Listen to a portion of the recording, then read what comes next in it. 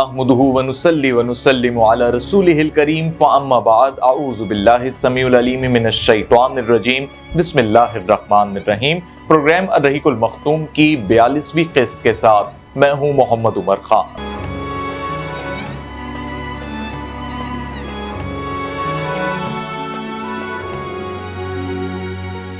नाज़रीन कराम, गुज़िश्ता किस्त में हमने आपको बताया था कि रसूल अकरम सल्लल्लाहु अलैहि वसल्लम ने मदीनतुर रसूल के नाम से एक नई इस्लामी रियासत का क़याम किया और इस इस्लामी रियासत के क़याम से क़ब्ल आप सल्लल्लाहु अलैहि वसल्लम ने 3 अहम मसाइल को मद्देनज़र रखा था, जिसमें से तीसरा सबसे बड़ा और सबसे अहम मसला अहले यहूद से मुताल्लिक था कि यहूदियों की आबादी मदीना के अतराफ में मौजूद थी और यहूदियों के ये 3 कबाइल थे। तो अब इस मसले को मद्देनजर रखते हुए आप सल्लल्लाहु अलैहि वसल्लम ने ये हिकमत अपनाई थी कि अहले यहूद के साथ मुआहदा किया जाएगा ताकि ये इस्लामी रियासत एक विफाकी दारुल हुकूमत की हैसियत इख्तियार कर जाए। इसी सिलसिले में हमने आपको बताया था कि इस किस्त में हम आपको बताएंगे कि अहले यहूद के साथ आप सल्लल्लाहु अलैहि वसल्लम ने किन निकात पर मुआहदा किया और अहले यहूद ने फिर उस मुआहदे को किस तरह तस्लीम किया और किस तरह फिर मदीनतुर रसूल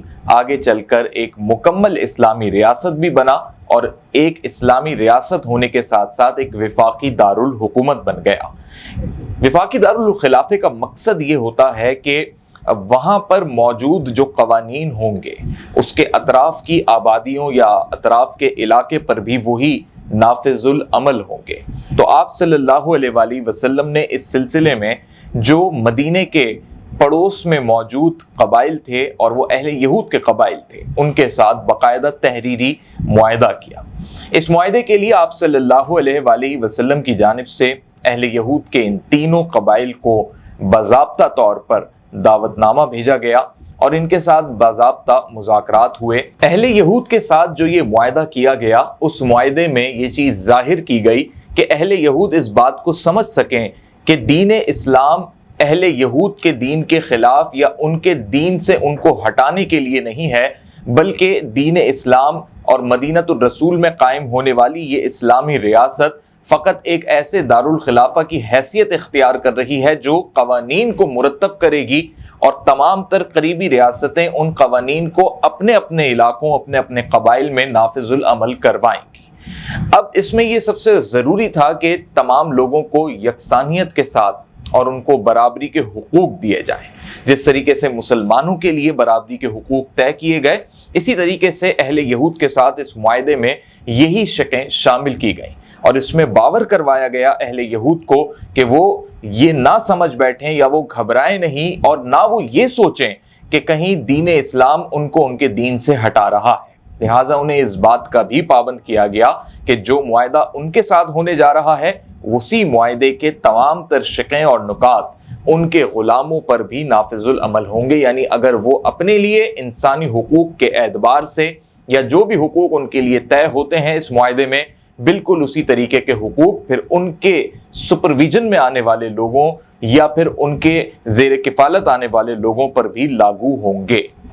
नाज़रीन कराम, ये बहुत ज़रूरी था कि दीन इस्लाम का एक ऐसा मुस्बत चेहरा अहले यहूद के सामने खुलकर सामने आए जिससे वो लोग ये समझ सकें कि इस्लाम सलामती का मजहब है, क्योंकि जिस जगह पर मदीनतुर रसूल कायम हुआ है और पहली इस्लामी रियासत बनी है, वहीं पर माजी में और करीबी दिनों में बेतहाशा जंगें और बेतहाशा जंगी वाक़यात रूनुमा होते रहे हैं।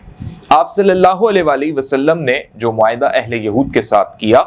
उसमें जो निकात शामिल किए गए, कुछ चीज़ा चीज़ें मैं आपके सामने रखता हूं जिससे आपको ये अंदाज़ा होगा कि किस तरीके से इस मुआहदे को फिर अहले यहूद ने भी तस्लीम किया और मदीना बाकायदा तौर पे एक दारुल खिलाफा बन गया। मुआहदे के पहले नुक्ते में ये बात बावर करवाई कि बनु औफ के यहूद मुसलमानों के साथ मिलकर एक कौम होंगे। यानी उन्हें ये जाहिर करवाया गया कि जो इस्लामी रियासत बनी है उस इस्लामी रियासत के आप बाशिंदे होंगे, आप उस रियासत के शहरी होंगे और आप एक कौम का दर्जा रखेंगे और आप बनु औफ के, यानी अब इसमें जो मुख्तलिफ कबाइल थे वो सब सिमट कर बनु औफ के कबाइल में शामिल हो गए या बनु औफ के नाम से उनकी शनाख्त हो गई, क्योंकि ये तमाम ही तीनों जो बुनियादी कबाइल थे अहले यहूद के, इनका ताल्लुक बनु औफ से था।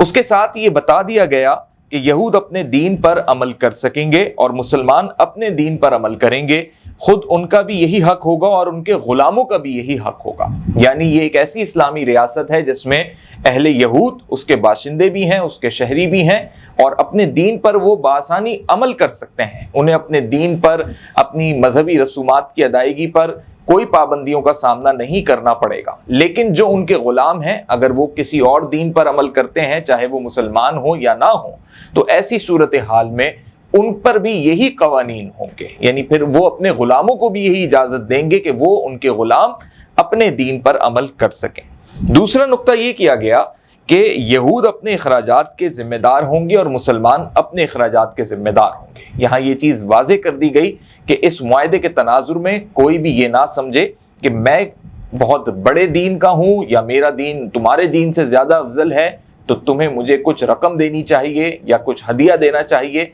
इसलिए जिसके जो जो अखराजात हैं, वो हर मजहब का शख्स अपने अपने अखराजात का जिम्मेदार खुद होगा। इस मुआहदे का तीसरा नुक्ता यह था नाज़रीन कराम कि जो ताकत इस मुआहदे के किसी फरीक से जंग करेगी, उसके खिलाफ आपस में सब ताउन करेंगे। यानी अगर कोई भी गुरोह, कोई भी लश्कर या कोई भी जंगी गुरोह आ जाता है, किसी और जगह से आ जाता है, ताकत लेकर आ जाता है, या उसी जगह में से, इसी इस्लामी फलाही रियासत में से कोई खड़ा हो जाता है और वो एक नया ग्रुप बना लेता है और वो फिर जंग का ऐलान करता है, तो फिर ये तमाम तर कबाइल बहैसियत रुकने इस्लामी फलाही रियासत या मदीनतुर रसूल अपना किरदार अदा करेंगे और आपस में ताउन करके उसके खिलाफ सफारा हों। इस मुआहदे की एक शिक ये भी थी कि इस मुआहदे के तहत अब इस रियासत के तमाम अफराद, चाहे उनका ताल्लुक किसी भी दीन से हो, आपस में जो इनके ताल्लुकात होंगे वो खैर खाही पर होंगे, बाहमी ताल्लुकात उस्तवार करेंगे, खैर अंदेशी के तहत करेंगे और एक दूसरे को फायदा पहुंचाने के लिए करेंगे, ना कि गुनाह के लिए और ना ही एक दूसरे को नुकसान पहुंचाने के लिए।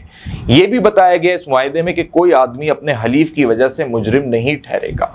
और यह भी बताया गया कि मजलूम की मदद की जाएगी। अगर कोई मजलूम होगा, किसी पर जुल्म किया जा रहा होगा, तो फिर वो किसी भी मजहब से ताल्लुक रखता हो, उसकी मदद की जाएगी। जब तक कोई जंग बरपा रहेगी, यहूद भी मुसलमानों के साथ खर्च बर्दाश्त करेंगे। यानी अब ये एक पूरी रियासत का मॉडल है कि अगर कोई जंग दरपेश हो जाती है और वो जंग का सिलसिला जारी है, तो फिर उस जंग में जो अखराजात होंगे उसमें मुसलमानों के साथ या दीगर दीन के मानने वालों के साथ अहल यहूद पे भी ये लाजिम होगा कि वो अखराजात उस जंग के बर्दाश्त करेंगे। इस मुआहदे के सारे शुरका पर मदीना में हंगामा आराई और खून खराबा हराम होगा। यानी इस रियासत के बाशिंदे बनने के बाद कोई भी हंगामा आराई, इस रियासत का जो अमन होगा उसमें कोई भी नुक्स पैदा करना या एक दूसरे को कत्ल करना या एक दूसरे का माल चुराना या एक दूसरे को एजा पहुंचाना, ये सब चीजें हराम होंगी, गुनाह में तस्वुर की जाएंगी, बल्कि जुर्म करार दे दी गई। साथ ही ये भी इस मुआहदे में तय हुआ कि इस मुआहदे के फरीकों में कोई नई बात या झगड़ा पैदा हो जाए जिसमें फसाद का अंदेशा हो, तो उसका फैसला अल्लाह और उसके रसूल सल्लल्लाहु अलैहि वसल्लम पर छोड़ा जाएगा। यानी आप सल्लल्लाहु अलैहि वसल्लम इस रियासत के सरबराह हैं और आप सल्लल्लाहु अलैहि वसल्लम अल्लाह के बताए हुए कलाम की रोशनी में उस बात का फैसला करेंगे, ना कि फरीक खुद अपने तौर पे कोई फैसला तय कर ले और आपस में फरीकैन में दोबारा से लड़ाइयां और झगड़े पैदा हो जाएं, जो यसरब में होता आया था। कुरैश और उसके मददगारों को पनाह दी जाएगी। यानी ये भी इसमें बताया गया कि अगर अहले कुरैश का कोई शख्स है जो मुसलमान हो जाता है या मदीने में पनाह लेना चाहता है और खुश असलूबी के साथ वो आ रहा है, यानी वो नुकसान पहुंचाने की गर्ज से नहीं आ रहा, तो उसे पनाह दे दी जाएगी। जो कोई यसरब पर धावा बोल देगा, उससे लड़ने के लिए सबको बाहम ताउन करना पड़ेगा और इस रियासत के दिफा के लिए सबको फिर अपना किरदार अदा करना पड़ेगा। यानी अगर कोई ऐसी जंग हो जाती है जो रियासत के तशख़्ख़ुस के खिलाफ है, यानी उसमें रियासत के ख़त्म होने का खदशा है, तो अहले यहूद को भी फिर उस जंग में खड़ा होना पड़ेगा। और ये मुआहदा किसी जालिम या मुजरिम के लिए आड़ नहीं बनेगा। यानी कोई फरीक, चाहे वो मुसलमान हो या अहले यहूद में से हो, इस मुआहदे के किसी नुक्ते के तहत जो है वो अपना बदला लेने के लिए या अपनी ज़ाती इनात के लिए इस मुआहदे का कोई फ़ायदा नहीं उठा सकेगा।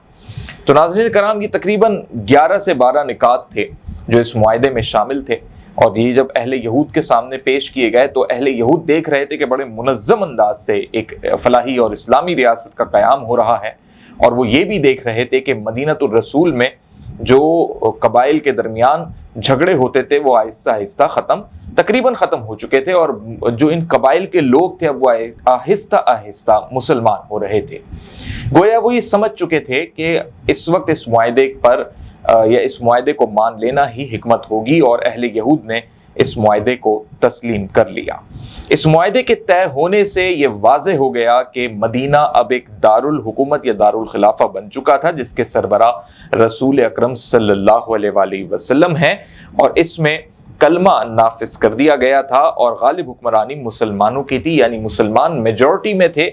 اور اسی طریقے سے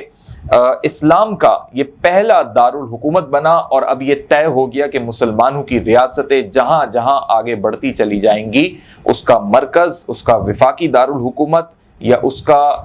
پورا نظام چلانے کی جو اصل طاقت، قوت اور جو اصل مرکز ہوگا وہ مدینہ ہوگا۔ امن و سلامتی کے دائرے کو مزید وسعت دینے کے لیے نبی اکرم صلی اللہ علیہ وآلہ وسلم نے جب یہ دیکھا کہ اہل یہود اس معاہدے کو مان چکے ہیں، تو پھر آپ صلی اللہ علیہ وآلہ وسلم نے جو دیگر قبائل تھے جو مدینہ کی ریاست میں نہیں آتے تھے لیکن مدینے سے قریب تھے اور ان کے بڑے کم افراد ہوتے تھے، لیکن ان کو بھی پیغام پہنچایا تاکہ وہ بھی اس معاہدے کے تحت اس ریاست کا حصہ بن جائیں۔ اب ناظرین کرام، اس میں کوئی بھی ایسی چیز مسلط نہیں کی گئی اس معاہدے کے تحت جس میں یہ سمجھا جائے کہ ان سے ٹیکس لیا جا رہا ہے یا ان سے پیسے طلب کیے جا رہے ہیں، بلکہ انہیں الٹا تحفظ دیا گیا، الٹا ان کو ایک سوشل سیکیورٹی ملی، ان کو ایک ڈیفنس اور پروٹیکشن مل گیا، یعنی ان کو ایک دفاعی تحفظ بھی مل گیا،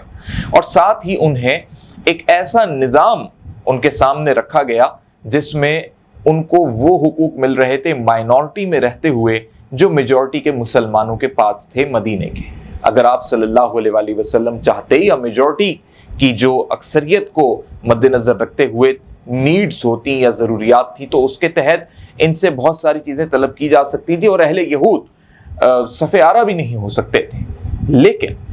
اس صورتحال میں بھی آپ صلی اللہ علیہ وآلہ وسلم نے ایک ایسا عادلانہ فیصلہ کیا کہ اہل یہود بھی متاثر ہوئے اس فیصلے سے، اور ان دیگر قبائل کے افراد بھی متاثر ہوئے، اور پھر اس اسلامی ریاست کا جو قیام تھا وہ منظم ہو گیا۔ کیونکہ ناظرین کرام، جو رسول اکرم صلی اللہ علیہ وآلہ وسلم کی سوچ اور بصیرت تھی اس میں خالصتاً انسانوں کی بھلائی، اور آپ صلی اللہ علیہ وآلہ وسلم کی جو سوچ تھی اس کے پیچھے در حقیقت یہی نقطہ تھا کہ ایک ایسی ریاست ضرور قائم ہو جائے کہ پھر جہاں جہاں اسلام پھیلے تو یہ اس کا مرکز ہو، اور الحمدللہ مدینۃ الرسول آگے چل کے اسی مقام پر پہنچا۔ لیکن ناظرین کرام، میں نے گزشتہ قسط میں آپ کو ایک نام بتایا تھا، عبداللہ بن ابی، جسے بہت زیادہ عناد تھی، بہت زیادہ عداوت تھی، بہت زیادہ حسد تھا، اور سب سے زیادہ اسے دشمنی آپ صلی اللہ علیہ وآلہ وسلم سے تھی، کیونکہ اس کو بنو خزرج اور اوس کی وجہ سے بادشاہت ملنے کا کبھی امکان تھا، اور ملنے ہی والی تھی کہ آپ صلی اللہ علیہ وآلہ وسلم کی آمد ہوئی تو وہ منصوبہ ناکام ہو گئے، اور پھر بنو خزرج اور اوس کے لوگ جو پہلے مشرک تھے وہ آہستہ آہستہ تمام کے تمام مسلمان ہوتے چلے گئے، تو گویا اس کی بادشاہت کا سر و سامان سب نیست و نابود ہو گیا، اور اب وہ اپنے دل میں بڑی حسد لیے بیٹھا تھا۔ لہٰذا جب اس نے یہ دیکھا کہ اب وہ اہل یہود کو آپ صلی اللہ علیہ وآلہ وسلم یا اہل اسلام اور مسلمانوں کے خلاف کرے، اور اسی دوران جب یہ معاہدہ بھی ہو گیا اہل یہود کے ساتھ، تو اب وہ چاروں شانے چت ہوتا ہوا اپنے آپ کو دیکھ رہا تھا اور بڑی مایوسی اور ناکامی کی کیفیت میں تھا۔ لہٰذا اس نے بڑے ایک یہ کہہ لیجئے کہ شیطانی ذہن کے ساتھ یا بڑی سازشی سوچ کے ساتھ اس نے یہ سوچا کہ پھر مسلمانوں کے آخر اب دشمن کون ہیں جن کے پاس میں پہنچوں اور پھر مسلمانوں کے لیے مشکلات پیدا کروں، اور گویا وہ اس نتیجے پر پہنچا کہ مکہ میں موجود جو قریش ہیں وہ مسلمانوں کے حقیقی دشمن ہیں۔ ناظرین کرام، دیکھا جائے تو دشمن اہل یہود بھی ہیں، لیکن اس وقت اہل یہود نے